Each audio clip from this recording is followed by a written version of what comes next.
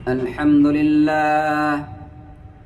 عن أبي هريرة رضي الله تعالى عنه قال قال رسول الله صلى الله عليه وسلم الله لا يؤمن الله لا يؤمن الله لا يؤمن قيل يا رسول الله قال الذي لا يأمن جاره بوائقه رواه البخاري.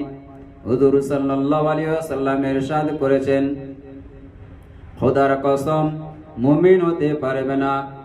এই কথাটা আল্লাহর রাসূল সাল্লাল্লাহু আলাইহি ওয়াসাল্লাম তিনবার বললেন যে খোদার কসম মুমিন হতে পারবে না, খোদার কসম মুমিন হতে পারবে না, খোদার কসম মুমিন হতে পারবে না।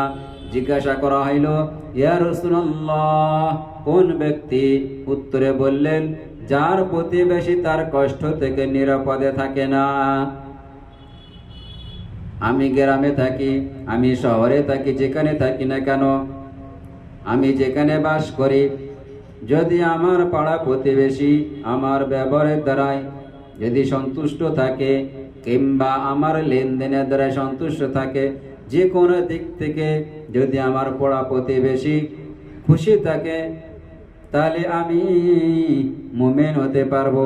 আর যদি নিরাপদে না থাকে, কষ্টই থাকে, তাহলে আমি মুমিন হতে পারবো না।